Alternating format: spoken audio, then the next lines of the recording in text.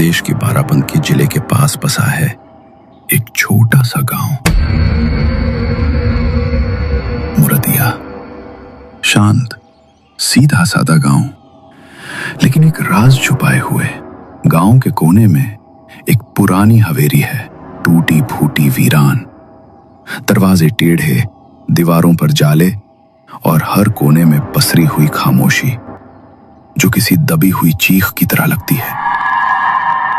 कहा जाता है 1941 में इसी हवेली के सामने वाले तालाब के ब्रिज से मंजुलिका को धक्का दे दिया गया था, और तब से मंजुलिका का साया कभी हवेली की खिड़की में दिखाई देता है तो कभी उस टूटे हुए ब्रिज पर।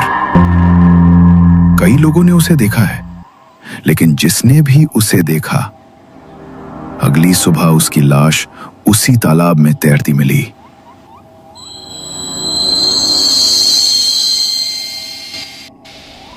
हल्की ठंडी हवा चल रही थी, झींगुरों की आवाजें लगातार सुनाई दे रही थी। कहीं दूर से कुत्तों के भौंकने की मध्यम आवाज गूंज रही थी। चाय के एक पुराने ठेले पर लालटेन की टिमटिमाती रोशनी अजीब सा सुकून और डर दोनों पैदा कर रही थी। चारों दोस्त अर्जुन, रागिनी, अंकित और मीनल गर्म चाय के कुल्हड़ हाथ में लिए बेंच पर बैठे थे। अर्जुन ने चाय की चुस्की लेते हुए हल्की गंभीरता में कहा, अरे तूने सुना, आज सुबह फिर एक लाश मिली है उसी तालाब में, वही ब्रिज के पास। हाँ, मैंने भी पढ़ा अखबार में। पुलिस को है ना कुछ करना ही नहीं है, हर चीज को मंजुलिका का साया कहकर टाल देते हैं ये लोग। सीरियसली यार, कौन सी सदी में जी रहे हैं हम लोग।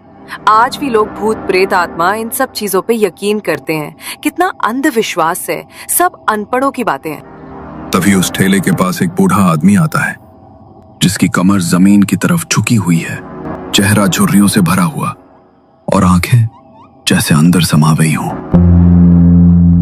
वो उन चार दोस्तों की तरफ देखते हुए कहता है, हंसी उड़ाना आसान है बच्चों, पर उस हवेली में सिर्फ दीवारें नहीं है, वहां एक कहानी आज भी अधूरी है। एक आत्मा है जो अब भी इंतजार कर रही है, अपने धोखेबाज प्यार से हिसाब बराबर करने का। कौन सी आत्मा काका? क्या हुआ था उस हवेली में? ताका एक गहरी सांस लेते हैं। लालटेन की टिमटिमाती लो उनके चेहरे को रहस्यमय अंदाज में उजागर कर रही थी। बेहद धीमी लेकिन भारी आवाज में उन्होंने बोलना शुरू किया। साल था 1941। मंजुलिका उस गांव की सबसे खूबसूरत लड़की थी।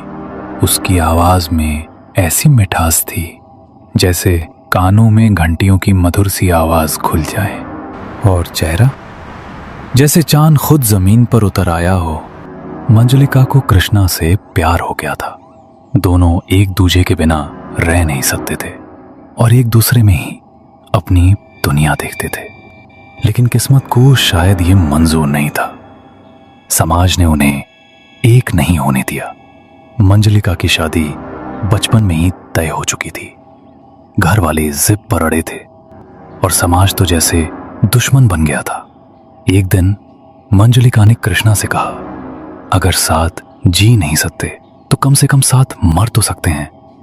कृष्णा ने भी हामी भर दी।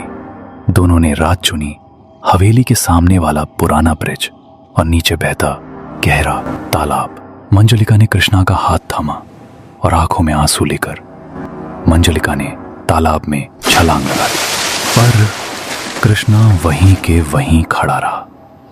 ना उसने छलांग लगाई, ना उसे रोका, बस चुपचाप खड़ा होकर देखता रहा और फिर बोला, चलो जान छोटी, बहुत परेशान कर रही थी। और 2 दिन बाद कृष्णा की लाश उसी तालाब में तैरती मिली। कहते हैं मंजुलिका की आत्मा लौट आई थी, प्यार में मिली बेवफाई का बदला लेने। अब हर दिन उसका साया ब्रिज पर दिखता है। सफेद साड़ी, गीले बाल और लाल डबडबाई आंखें। और जो भी उसे देखता है, अगली सुबह उसकी लाश तालाब में मिलती है।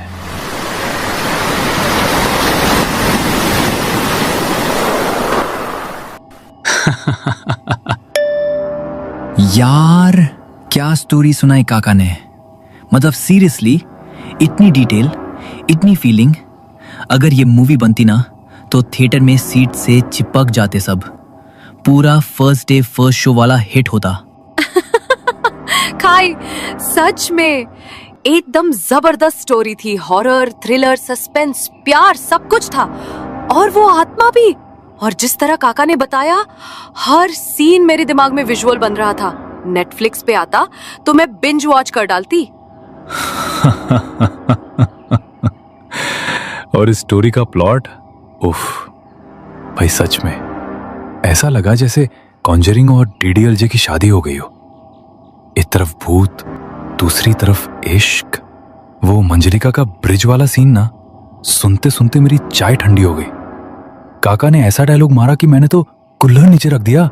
चलो जान छूटी। अबे ये कौन बोलता है भूत या ब्रेकअप के बाद? तुम सब सीरियसली मान भी गए काका की डरावनी प्रेम कहानी को?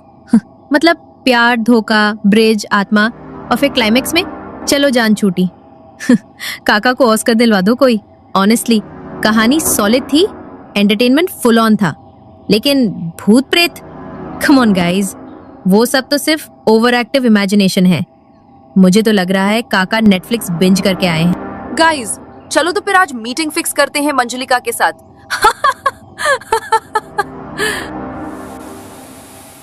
काका धीरे से खड़े होते हैं।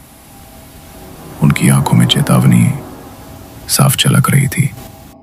चारों दोस्तों की ओर देखते हुए काका ने सख्त लहजे में कहा, मजाक उड़ाओ बेटा। बहुतों ने हंसी उड़ाई थी, फिर वही हंसी उनकी चीख में बदल गई। लेकिन एक बात अच्छी तरह से याद रखना, उस हवेली के अंदर जाने का सोचना भी मत। जो वहां गया वो कभी लौट के नहीं आया।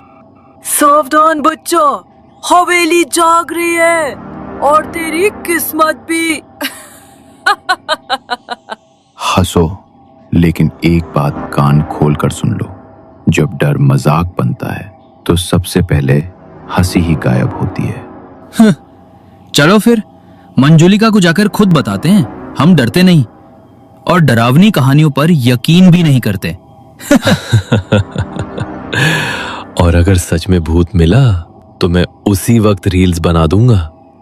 वायरल गारंटीड एकदम। और अगर कुछ गड़बड़ हुई ना तो अर्जुन याद रखना, तू ही था मास्टरमाइंड इस ब्रिलियंट प्लान का। चारों दोस्त बाइकों तक पहुंचते हैं। अर्जुन और अंकित बाइक स्टार्ट करते हैं। मीनल और रागिनी पीछे बैठती हैं। फिर दोनों बाइक्स अंधेरे रास्ते पर हवेली की ओर निकल पड़ती हैं। पीछे सिर्फ उड़ती धूल और सन्नाटा रह जाता है। काका ने उन्हें दूर से जाते हुए देखा। उनकी आंखों में डर साफ साफ दिखाई दे रहा था और होठों पर एक फुसफुसाहट के साथ उन्होंने कहा, अब इनमें से कौन लौटेगा, कौन नहीं, ये अब सिर्फ और सिर्फ मंजिलिका तय करेगी। रात के करीब 12 बज चुके थे। चांद बादलों के पीछे छिपा हुआ था। हवेली की तरफ जाने वाली पगडंडी पर चारों दोस्त अर्जुन, रागिनी, मीनल और अंकित बाइक रोककर पैदल चलने लगे। हवा में ठंडक बढ़ रही थी और पुराने पीपल के पेड़ की डालियां सरसराती हुई उनके सिर के ऊपर झुक रही थी। तो दोस्तों, क्या सच में उस हवेली में मंजुलिका का साया था?